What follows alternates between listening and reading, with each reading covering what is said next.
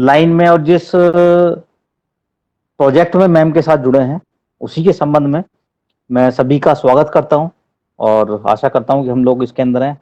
हमारा आज जो हम डिस्कस करना चाहेंगे, वो डिस्कस करना चाहेंगे बिलीफ सिस्टम और माइंडसेट।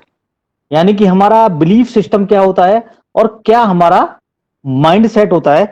ये अपने आप में एक बहुत बड़ा बात है कि बिलीफ और माइंड सेट।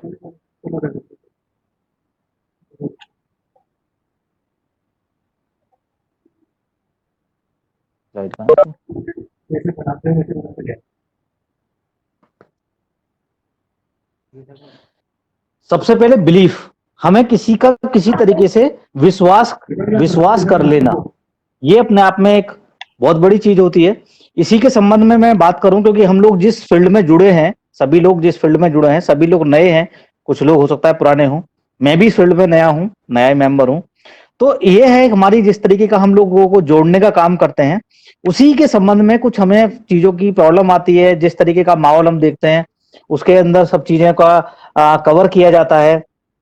यहीं पर हम नेटवर्किंग संबंधित, क्योंकि ये हम जिस फील्ड में हैं, ये आदमियों को जोड़ने का वर्क है, फैमिली बनाने का वर्क है, संबंध एक्टिवेट करने का वर्क है। इसी के संबंध में हम जब जुड़ते हैं तो बहुत सारी हमारे सामने परेशानियां आती हैं। समय समय पर डॉक्टर आभा मैम इस संबंध में जानकारी भी हमें देती रहती हैं, जो आज की हमारी गेस्ट भी हैं। इसी के संबंध में मैं कुछ चीजें शेयर करना चाहूंगा आपसे कि जब हम इस फील्ड में जुड़ते हैं तो 6 महीने बहुत ही कठिन परिश्रम वाले होते हैं और ये हमें हताश करने वाले होते हैं। कुछ चीजें माइंड में आती हैं, जैसे कि मुझसे कोई जुड़ नहीं रहा, लोग मुझसे बेवकूफ समझेंगे। सबसे पहली चीज आती है, हम लोग सभी इस काम से जुड़ रहे हैं, ये चीजें हमारे सामने फेस होंगी कि भाई मुझसे तो कोई जुड़ नहीं रहा और मैं परेशान हूं, क्योंकि ये 6-7 महीने हमारे पास ऐसे होते हैं। दूसरा आता है, मुझे पैसा नहीं आ रहा, क्योंकि हम लोग जुड़ते हैं और सोचते हैं कि हमें पहले दिन से ही रिटर्न मिलना शुरू करे। इसी सब चीज के ऊपर अपना माइंड सेट बना लेते हैं कि इस काम में हमें कोई बेनिफिट नहीं दिख रहा। दूसरा आता है कि ये काम तो भाई बहुत मुश्किल है, ये क्या, ये काम सही है, कंपनी सही है, प्रोडक्ट सही है, इस चीज के बारे में भी हमारा एक माइंड एक सेट होता है, हमारा एक विश्वास कहीं ना कहीं डगमगाता है, हम इस चीज से आगे पीछे रहते हैं। तो क्या मैं इस काम के लिए बना हूं, मैं इसको कर सकता हूं, नहीं कर सकता हूं, ये भी बहुत सारी चीजें हमारे माइंड के अंदर आती है। तो इन्हीं सब चीजों का कुछ जवाब है जो मैं कोशिश करूंगा अभी देने से पहले, और बाकी हमारी जो आज की गेस्ट है मैम, वो ज्यादा इसके ऊपर प्रकाश डालेंगी। तो इसके अंदर सबसे पहले हम बताना चाहते हैं कि हम जिस बिजनेस में जुड़े हैं, जिस प्रोफेशन में हम लोग आए हैं, जिस लाइन में हम लोग आए हैं, ये लाइन कोई लॉटरी की लाइन नहीं है कि मैंने आज टिकट खरीदा, मेरे भाग्य में हुआ तो मेरे पास करोड़, 2 करोड़, 10, 20, 50 लाख रुपए आ जाएंगे। दूसरी बात मैं बताना चाहूंगा, क्योंकि ये एक नेटवर्किंग का बिजनेस है और जो 100 साल से काम कर रहा है, 100 ईयर इस बिजनेस को हो चुके, नेटवर्किंग अलग अलग कंपनियां, अलग अलग प्रोफेशन के लोग इस काम में करते हैं और करीब 80 देशों में ये कार्य हो रहा है। करीब 80 देशों में कार्य हो रहा है।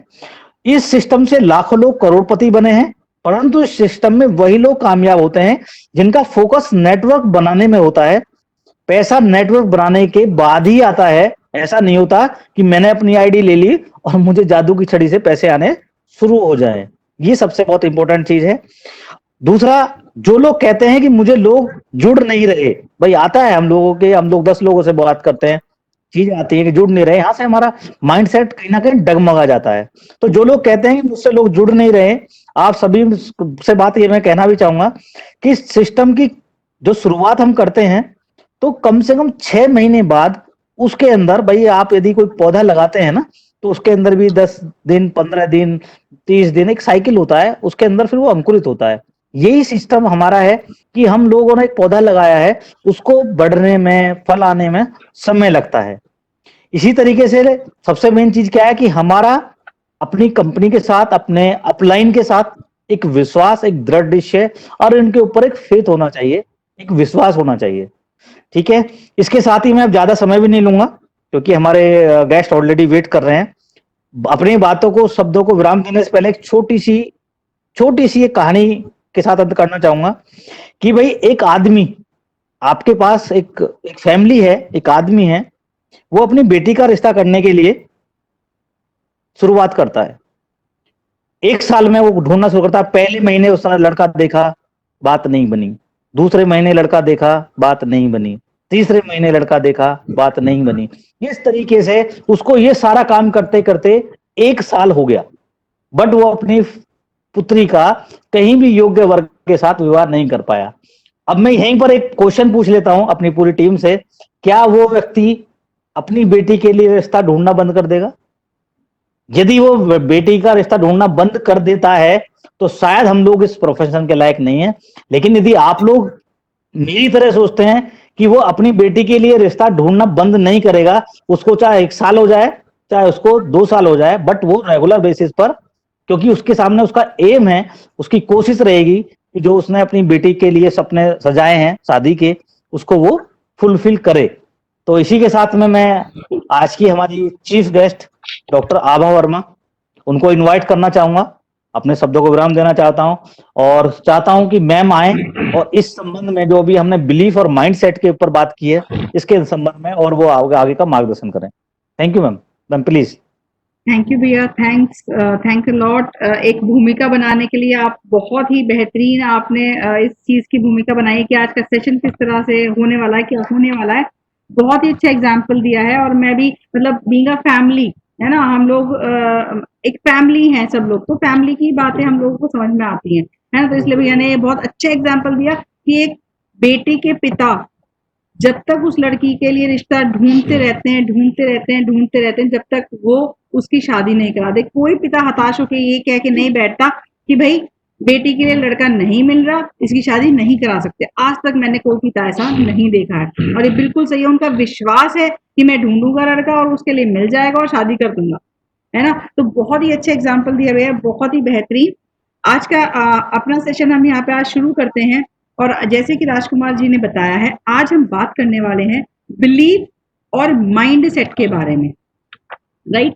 तो बिलीफ, विश्वास, या एक बहुत अलग शब्दों में कहें निष्ठा, एक सच्ची निष्ठा। क्या होता है ये विश्वास? जैसे मैं कहूं, अब हम रात को सोएंगे और सुबह उठेंगे, है ना। रात को हम जब सोएंगे तो रात के बाद क्या आएगी? सुबह। हर कोई इस बात का जवाब ये देगा रात के बाद सुबह आएगी। पर ये आपको क्यों ऐसा लगता है कि रात के बाद सुबह आएगी? रात के बाद शाम भी तो आ सकती है। पर नहीं, बिलीव, आपका विश्वास है कि रात के बाद सुबह और सुबह के बाद रात ही आती है। सुबह के बाद कभी शाम नहीं, सुबह के बाद कभी एकदम से रात नहीं आएगी, सुबह शाम रात, एक पैटर्न है। वो हम कई सालों से जब से जिए, जब से हम यहाँ पे दुनिया में आए हैं, जब तक हम जाएंगे तब तक हम इसी पैटर्न को देखते रहेंगे। यानी बिलीव क्या होता है? एक पैटर्न होता है, एक परमानेंट सोच होती है जो हमारे दिमाग की बन जाती है। बिलीव एक एश्योरेंस है, एक परमानेंस की फीलिंग है कि जो ये काम हो रहा है ये परमानेंट है। जैसे आप लोगों ने सबने हाथी देखा है, ठीक। बिलीफ और मेमोरी, बिलीफ और एक्सपीरियंस, ये दोनों कहीं रिलेटेड होते हैं। बिलीफ और माइंड सेट ये रिलेटेड थिंग है, ये आपस में जुड़ी हुई हैं। आपने हाथी देखा है, हाथी कैसा होता है? काले रंग का। मुझे पक्का यकीन है हम में से कुछ किसी ने भी सफेद हाथी नहीं देखा होगा, राइट। अगर हमें कोई बोलता है एक एलिफेंट, ई फॉर एलिफेंट, तो हमारे दिमाग में क्या आता है?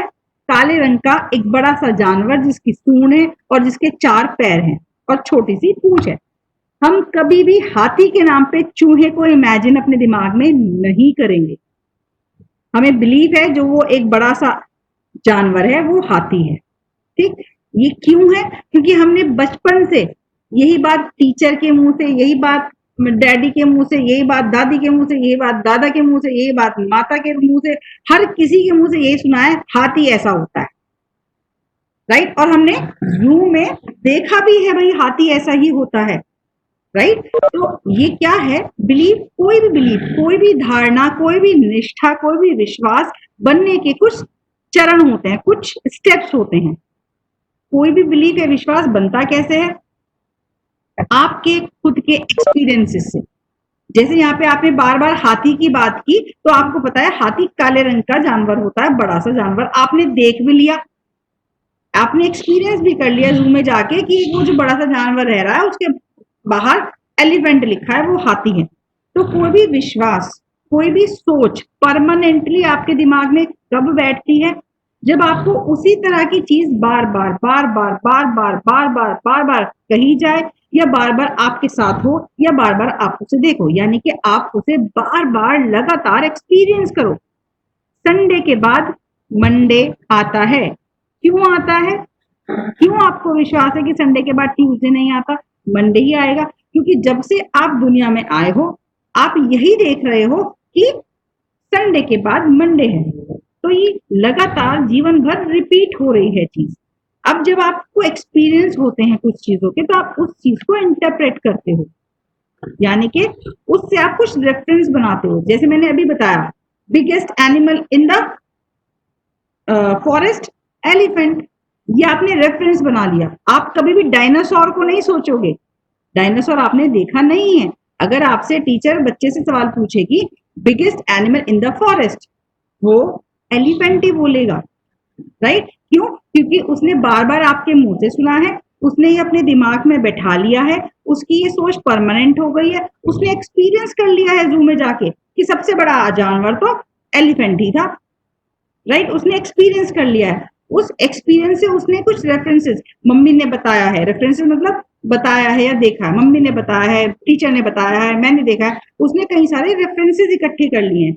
तो जब भी उससे पूछा जाएगा कि सबसे बड़ा जानवर जंगल में कौन है, कोई डायनासोर नहीं कहेगा, एक्सेप्ट वो बच्चे जो कार्टून नेटवर्क बहुत देखते हैं, राइट? वरना जिसने एक्सपीरियंस किया है वो यही कहेगा, हाथी। शायद आप मेरी इस बात से बिल्कुल सहमत होंगे, राइट? तो बिलीव कैसे बनता है? बिलीव परमानेंट हमारे कुछ एक्सपीरियंसेस से, हम लोगों से बात करते हैं, राइट? उन लोगों से, या हम कुछ लोगों से मिलते हैं, हमें लगा अरे वाह बहुत अच्छा इंसान है, बहुत अच्छे से बात करता है, बहुत ही आदर करता है, राइट? हम बार बार मिले, उसने बार बार लगातार यही काम किया, हमने क्या किया? रेफरेंसेस इकट्ठे कर लिए।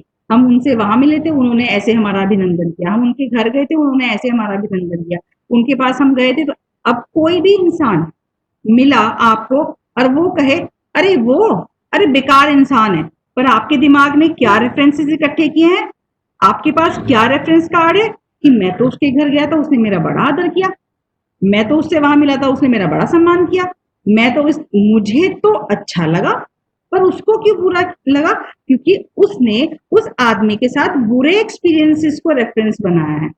उसके साथ शायद, उस बंदे के साथ शायद उस अच्छे इंसान के कुछ बुरे रेफरेंसेस जुड़े हैं, राइट? तो कोई भी विश्वास, चाहे किसी इंसान पर, चाहे किसी सिस्टम पर, चाहे किसी भी फैक्ट पर, विश्वास तब होता है जब आप उसको एक्सपीरियंस करो, एक बार नहीं बार बार एक्सपीरियंस करो, और उस एक्सपीरियंस के साथ साथ आपके कुछ रेफरेंसेस जुड़ जाएं।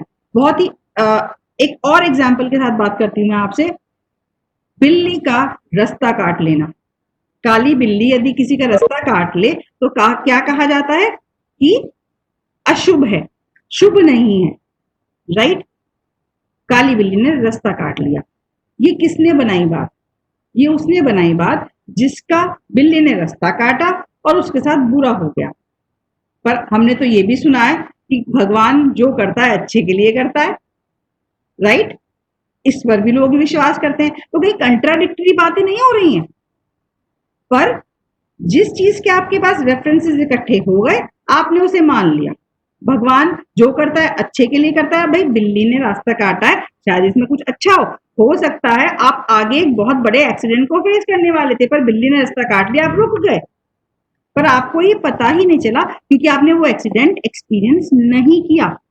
पर आपने क्या सोचा? शायद कुछ गलत होने वाला है क्योंकि बिल्ली ने रास्ता काट दिया। कहावत किसने बनाई? उस बंदे ने जिसने बुरे एक्सपीरियंसेस फील किए हैं, राइट? तो कोई भी बिलीव, कोई भी धारणा, कोई भी निष्ठा, कोई भी विश्वास आपके एक्सपीरियंस के बेसिस पे बनता है। शनिवार को काला पहनना चाहिए, सोमवार को व्हाइट पहनना चाहिए, बुधवार को हरा पहनना चाहिए, ये किस चीज का किस चीज का रिजल्ट है? आपके एक्सपीरियंसेस का। मैं हर दिन अपने जो दिन होता है, दिन के कलर के हिसाब से कपड़े पहनता हूँ या पहनती हूँ, तो मेरे लिए अच्छा होता है। दिन तो हर अच्छा होता है, दिन तो हर ही अच्छा होता है, पर आपके माइंड में ये चीज बैठ जाती है कि आप ऐसा करोगे तो अच्छा होगा।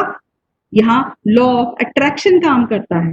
हमारे पूरे यूनिवर्स में कुछ रूल्स हैं, कुछ लॉज हैं, वो काम करते हैं। और ये बिलीफ और माइंडसेट बहुत इंपॉर्टेंट है। तो जब हम कोई नया काम करने चलते हैं, या मैं कहूं कि ये जो बिलीव है ये कुछ स्तंभों पे खड़ा है। ये स्तंभ क्या है? आपका एक्सपीरियंस, आपके इंटरप्रिटेशन और आपके एक्सपीरियंसेस।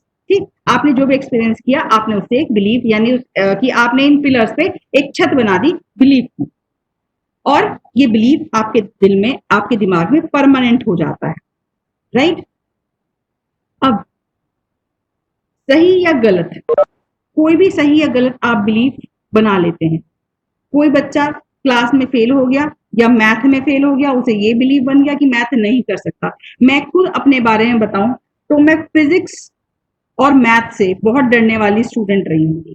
मेरे फादर ने जबरदस्ती इंटर में मुझे मैथ्स और साइंस एक साथ दिलाई थी, पर मुझे एक खौफ था कि मैं फिजिक्स कैसे करूंगी, मैं साइंस के साथ मैथ और फिजिक्स कैसे करूंगी।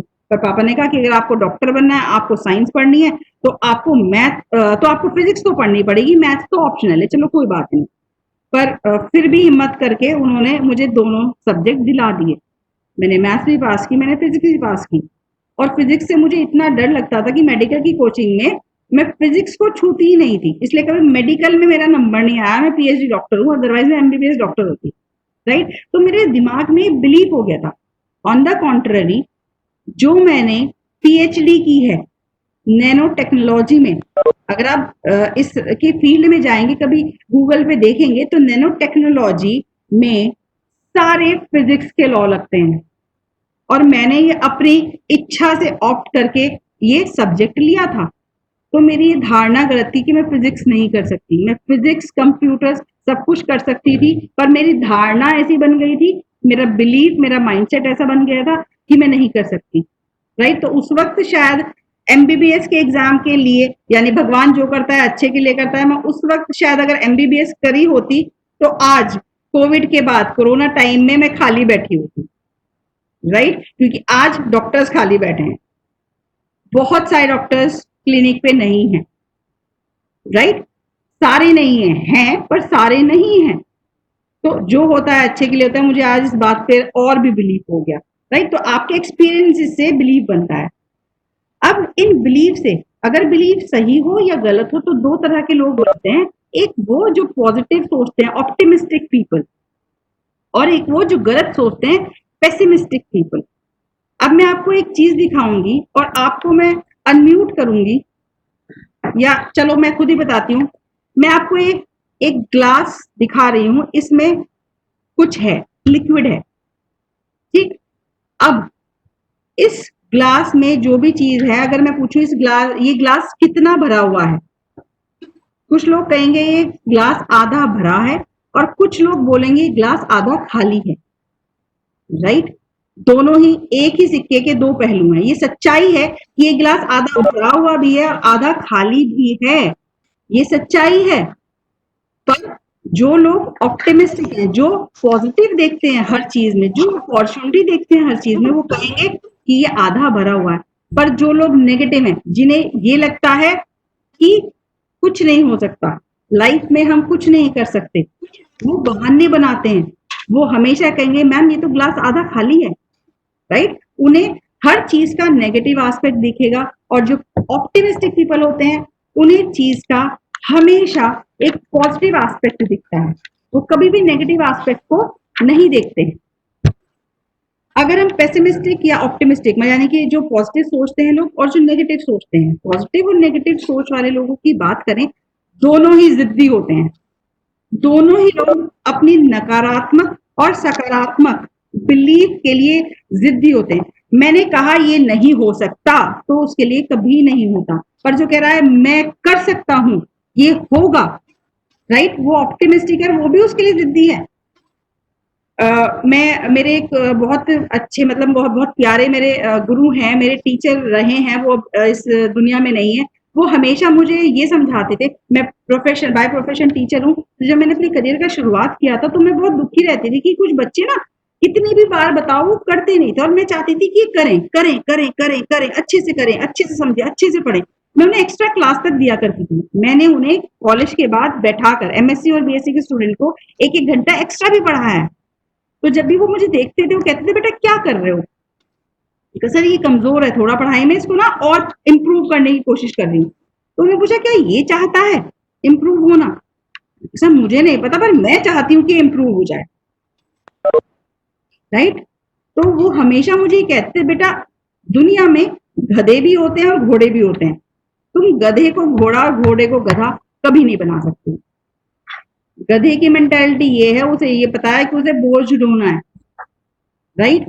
तो वो आप कुछ भी करते रहो, उसको आप कितना भी समझाओ कितना भी कहो, आप चाहते हो कि घोड़ा बन जाए तो ऐसा नहीं हो सकता जब तक वो ना चाहे कि वो कुछ और हो जाए, उसके अंदर कुछ और बदलाव आए, राइट। तो मैं यहाँ ये कहना चाहती हूँ जो ऑप्टिमिस्टिक पर्सन होते हैं वो अपॉर्चुनिटी ढूंढते हैं कि okay let me think how it is possible, कोई चीज नहीं हो रही है तो उसमें देखते हैं कि ये चीज कैसे हो सकती है। और जो पेसिमिस्टिक लोग होते हैं वो कहते हैं इम्पॉसिबल, ये काम हो ही नहीं सकता, ये काम हो ही नहीं सकता। ऑप्टिमिस्टिक सोचेंगे कि सोचते हैं कि काम कैसे होता है, पर पेसिमिस्टिक सोचते हैं ये काम हो ही नहीं सकता। वो हमेशा अपने नेगेटिव नेगेटिव नेगेटिव विचारों पर अटके रहते हैं। मैम ये प्रॉब्लम आती है, ये ऐसे तो होता ही नहीं है, इसने तो मना कर दिया, इसने तो काम नहीं किया, ये तो कुछ नहीं करेगा। अरे हर कोई कर सकता है, हर किसी के अंदर पोटेंशियल होता है। अगर हम अपने दिमाग का, अगर हम बीइंग ह्यूमन, हम इंसान, भगवान की सर्वोत्तम रचना, सबसे अच्छी रचना कौन है? इंसान है। भगवान हमें गधा घोड़ा कुत्ता खरगोश चूहा ये भी बना सकता था, हमें सोचने की शक्ति ना देता, क्षमता ना देता, राइट। पर इंसान बनाया है। इंसान, वो इंसान जिसने इतने दूर बैठे हुए सब लोगों को एक जगह इकट्ठा करके एक एप्लीकेशन के थ्रू मिला दिया है। वो इंसान जो एक कंट्री से दूसरी कंट्री में एक पाम टॉप, एक वायर के थ्रू बात कर सकता है, देख सकता है। यानी सुपर कंप्यूटर इंसान ने नहीं बनाया है, इंसान खुद एक सुपर कंप्यूटर है जिसने अपने जैसे सुपर कंप्यूटर पता नहीं कितने बना दिए हैं।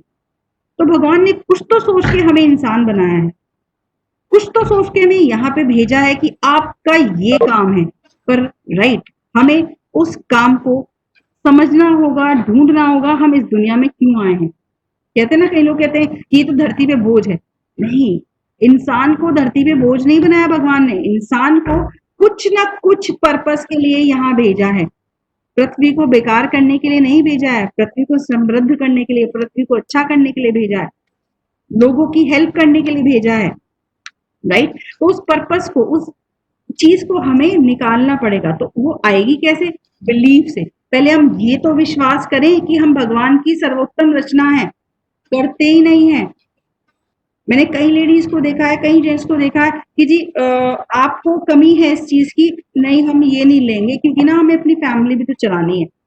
यार आप सबसे अच्छी रचना हो भगवान की, आपको अपनी मशीनरी अगर ठीक नहीं कर सकते हो तो कैसे आप लोगों को ध्यान रखोगे? एक लेडी 30 साल के बाद लेडीज को कैल्शियम लेनी चाहिए, ये दुनिया की हर औरत को पता है, ये दुनिया के हर इंसान को पता है। क्या आप being a husband, being a brother, being a father, अपने घर की लेडीज को 30 ईयर के बाद पूछते हो यार अब तो कैल्शियम की जरूरत है, आपको अब कैल्शियम सप्लीमेंट लेना चाहिए, नहीं तुम कम से कम 2 लीटर मतलब 1 लीटर दूध तो पिया करो दिन में, वो भी प्योर। नहीं, हम कहीं ना कहीं कॉम्प्रोमाइज करने लगते हैं। हम सोचते हैं ये शरीर तो चलता रहेगा, ऐसे चलाते रहेंगे, कोई दिक्कत नहीं है, राइट। हम ये सोचते हैं, हमें यही बिलीव नहीं है कि हम एक ऐसी रचना है भगवान की जो पूरी सृष्टि बना सकती है, हर चीज बना। इंसान ने क्या नहीं बनाया आज, इंसान ने हर कुछ चीज बना दी है। और उसी इंसान ने कुछ भी करा है जिसको विश्वास है कि कुछ हो सकता है, राइट। तो ऑप्टिमिस्टिक और पेसिमिस्टिक मैंने इसलिए बताया क्योंकि यहाँ पर हम कई तरह के लोगों से मिलते हैं। कुछ लोग ऐसे होते हैं नकारात्मक, जो हमेशा नेगेटिव नेगेटिव नेगेटिव सोचते हैं, आप उनका कुछ नहीं कर सकते, राइट। वो हमेशा आपसे सवाल करेंगे, आपसे कैसे सवाल करेंगे कि ये नहीं हुआ कैसे करूं। कोई सवाल करेंगे सर ये ऐसे नहीं हो रहा, इसको कैसे करूं, राइट। दोनों सवालों में अंतर है। वो नेगेटिव एस्पेक्ट देखकर उसको हताश हो रहा है कि इसको कैसे करूं, मुझे समझ में आया, ये नहीं हो रहा।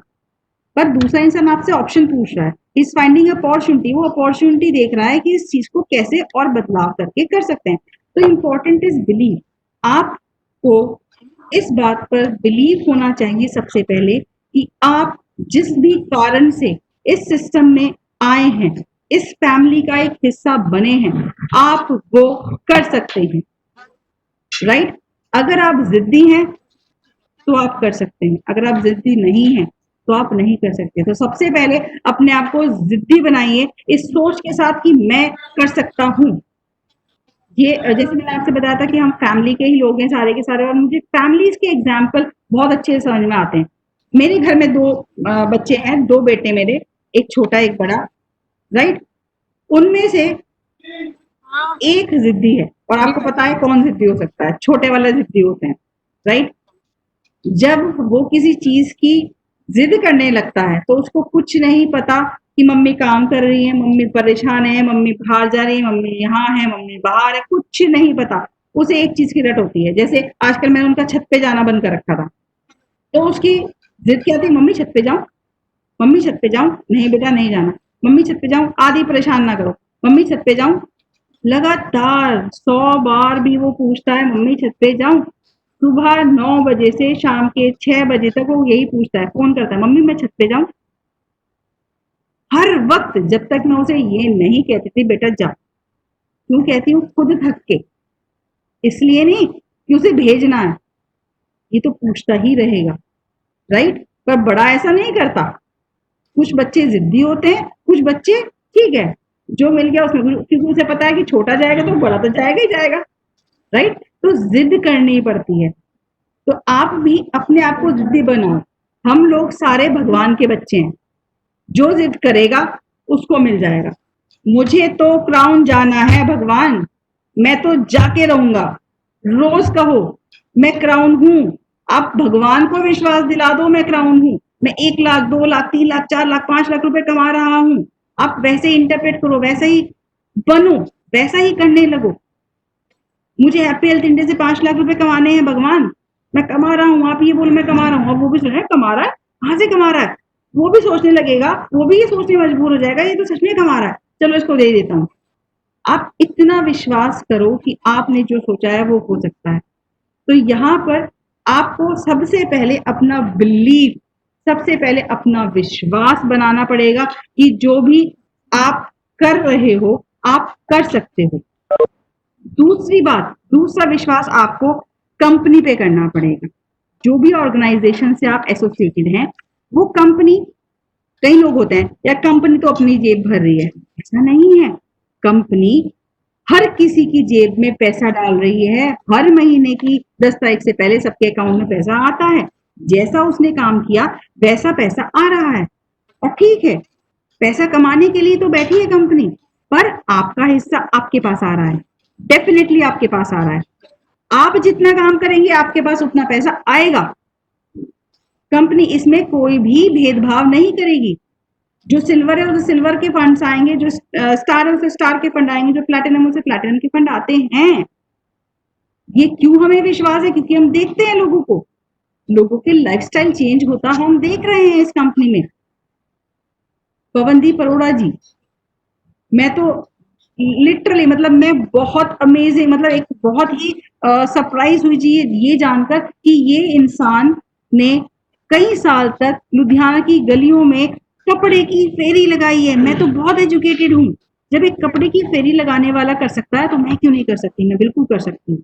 मुझे ये विश्वास है कि हाँ, मैं एक ऐसी जगह पर पहुंचूंगी जहां पर मैं, जब पवनदीप, मतलब हम पवनदीप अरोड़ा जी से हाथ मिलाने के लिए, एक एजुकेटेड पीएचडी लेडी ये सोचती है कि वो एक कपड़े की फेरी लगाने वाले से अगर हाथ मिला ले तो पता नहीं क्या हो जाएगा। ऐसी रिस्पेक्ट आपको यहाँ मिल सकती है। राइट? तो सबसे पहले आपको बिलीव करना है खुद पर, फिर सिस्टम, कंपनी पर। पवनदीप अरोड़ा ने जब विश्वास किया था इस कंपनी पर, कंपनी में कोई नहीं था, वो एक अकेला बंदा था जिसने सरदार संतोख सिंह जी से हाथ मिलाया था, हाँ जी सर मैं आपके साथ हूँ। उसे नहीं पता था 5 साल बाद क्या होगा, 5 साल बाद हम उनका एग्जाम्पल दे रहे होंगे। उन्हें ये बात कहीं विश्वास था, पर ये नहीं पता था कि हाँ ऐसा हो रहा है, राइट। पर उन्होंने बिलीव किया कंपनी पर, अपने आप पर, और उन्हें कर दिखाया। ऐसे ही यहाँ बैठा हर इंसान कर सकता है। इम्पोर्टेंट है कि हम लोगों को अपने पर, फिर कंपनी पर, और जो इसके प्रोडक्ट्स हैं, जो उत्पाद बना रही है कंपनी, उस पर भी विश्वास करना चाहिए। एंड जिसने आपको यहाँ सिस्टम में इंट्रोड्यूस किया है, राइट।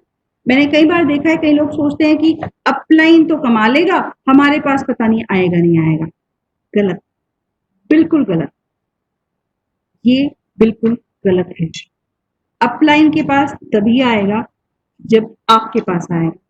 ये दुनिया का नेटवर्क मार्केटिंग, दुनिया का डायरेक्ट सेलिंग, दुनिया का एकमात्र ऐसा काम है जिसमें आपका हाथ पकड़कर आपको ऊपर खींच लिया जाएगा, आपको डूबने नहीं दिया जाएगा। आपको अपलाइन हाथ पकड़कर ऊपर उठा लेगा, क्योंकि आपको 10 लाख रुपए आएंगे, तब आपके अपलाइन को 10,000 रुपए आएंगे, राइट। यहां पर कोई भी अपलाइन किसी भी डाउनलाइन को डूबने नहीं देगा। इसीलिए जब हमने सुपर 70 टीम स्टार्ट की थी, जब हम लोगों ने स्टार्ट किया था, तो मैंने आपसे बोला था कि मैं आपको विश्वास दिलाती हूँ कि आप में से हर कोई 1 लाख रुपया महीना कमा सकता है 1 साल के अंदर अंदर। पर आपको अपने पे, फिर कंपनी पे, फिर प्रोडक्ट पर, फिर मुझ पर भी विश्वास करना पड़ेगा कि हाँ, आभा दीदी या आभा भाभी जो भी कह रही हैं, मैम जो भी कह रही हैं, वो सच है, वो ऐसा होके रहेगा, राइट। तो सबसे पहले आपको अपना विश्वास बनाना पड़ेगा। विश्वास बनाना जरूरी है, और जैसे जैसे आपका विश्वास बनेगा, आपका दिमाग उसी तरह से सेट हो जाएगा। आपके दिमाग में वैसे ही ख्याल आएंगे, आपका दिमाग वैसे ही सोचने लगेगा, आपका दिमाग वैसे ही हरकतें करने लगेगा, राइट। जब भी आप किसी इंसान से मिलोगे, तो आपको ये नहीं लगेगा यार ये मेरी टीम में आ जाए तो मजा आ जाएगा, मैं इसको फंसाता हूँ। नहीं, आपके दिमाग में ये आएगा, यार इसको 1 लाख रुपए की इनकम पे पहुंचा दूं तो मेरे घर में भी पैसा है। ये सोच आपको बनानी है, ये माइंडसेट आपको बनाना है। ये नहीं बनाना कि चलो उसे फंसा लेते हैं, चलो उसे करा देते हैं। नो, प्लीज, अगर आप में से किसी का भी ये माइंडसेट है, तो प्लीज यू कैन लीव। क्योंकि मुझे अपनी टीम में ऐसे लोग चाहिए जो दूसरों की मदद करने के लिए भी आतुर हों, क्योंकि हम मदद करने के ही बिजनेस में हैं। हम, जैसे मैंने आपसे पहले भी कहा था, और आशीष भैया ने भी ये लाइन बोली थी, हम यहाँ लोगों को जोड़ने के बिजनेस में कतई नहीं है। हम यहाँ लोगों को इमोशनली अपनी फैमिली में, यानी कि हम अपनी फैमिली बढ़ाने के लिए लोगों को से इमोशनली जुड़ने के बिजनेस में है। आपका बच्चा है, आपके बच्चे को चोट लगेगी तो आपको दर्द होगा, आपको परेशानी होगी, राइट। ऐसे ही अगर आपके डाउनलाइन के साथ कोई प्रॉब्लम है, उसके साथ कोई दिक्कत है, तो आप उसे फोन करके ये नहीं कहोगे हाँ जी क्या हो गया, आपने काम नहीं किया। आप उसे एक बार तो पहले यही पूछोगे, यार आप ठीक हो, आपने डॉक्टर को दिखाया, आप सही हो ना, आप जल्दी से सही हो जाओ, फिर हम मिलके काम करते हैं। ये एटीट्यूड, ये बिलीव, ये माइंडसेट आपके दिमाग में आना चाहिए। आपको, आप एक टीम नहीं बना रहे हो, आप एक फैमिली बना रहे हो, राइट। तो आज के बाद से भी, अब कोई भी है, कोई भी, अगर किसी के दिमाग में ऐसी भी चीजें आ भी रही होंगी, नेगेटिव आ रही हैं, मतलब नेगेटिव आता है, एक सिक्के के 2 पहलू होते ही हैं, नेगेटिव भी पॉजिटिव भी। पर आज से ये आप ठान लीजिए कि आप किसी भी चीज का नेगेटिव पहलू नहीं देखेंगे। नेगेटिव हर किसी में होता है, मुझ में भी है।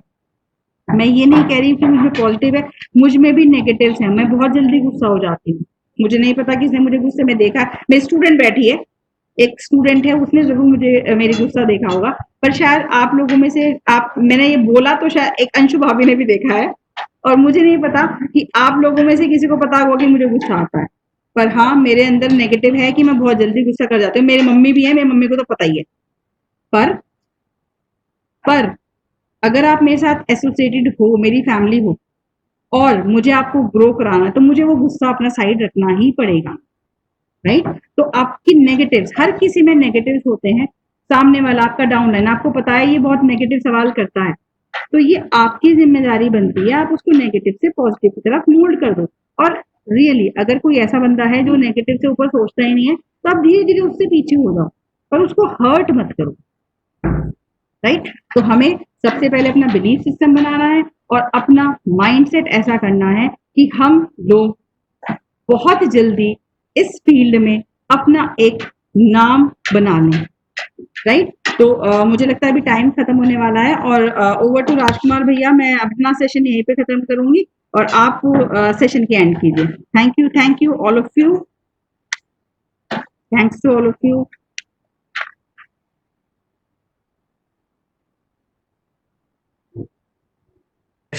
डॉक्टर आभा वर्मा जी का, इन्होंने हमारे बिलीफ सिस्टम को, हमारी टीम के बिलीफ करने की कोशिश की गई और जानकारी दी कि आखिरकार हम अपना बिलीफ सिस्टम जिसके ऊपर हमारा काम करते हैं, और ये हमारी सोच भी है, ये हमारी जनरल सोच भी है, उसके संबंध में मैम ने हमें बहुत अच्छे टिप्स दिए, जानकारी दी और बताया कि हम किस तरीके से अपना बिलीफ सिस्टम बदल सकते हैं। क्योंकि ये बिलीफ सिस्टम को बदलना इसलिए जरूरी होता है क्योंकि ये बिलीफ सिस्टम ही कहीं ना कहीं चल के आगे हमारा जिस जिस लाइन में भी हम इस लाइन के अलावा जिस लाइन में भी हम काम करते हैं वहां पर भी इसके ऊपर बहुत बड़ा हमारा इफेक्ट पड़ता है।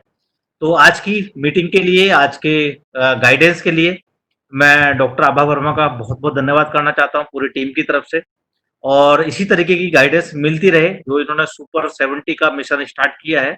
ये सुपर 70 आगे चल के बड़ी टीम हो, कभी हम जूम मीटिंग क्या करें, तो जैसे आज हमारे बीच में डॉक्टर आभा वर्मा गेस्ट के रूप में आई, तो कम से कम मैं चाहता हूँ कि ये कम से कम 1000 लोग इस मीटिंग में शामिल रहें जो हमारे यही फैमिली के मेंबर हों और ये सब लोग हमारे एक दूसरे के नॉन हो। मतलब यदि हमारे घर में भी फंक्शन हो तो हमें सोचना पड़े कि यार इतनी पब्लिक तो हमारी अपनी डायरेक्ट ही होगी। तो इसी सब चीज के लिए बहुत बहुत धन्यवाद, थैंक यू, आपने समय दिया, आप सभी के लिए बहुत बहुत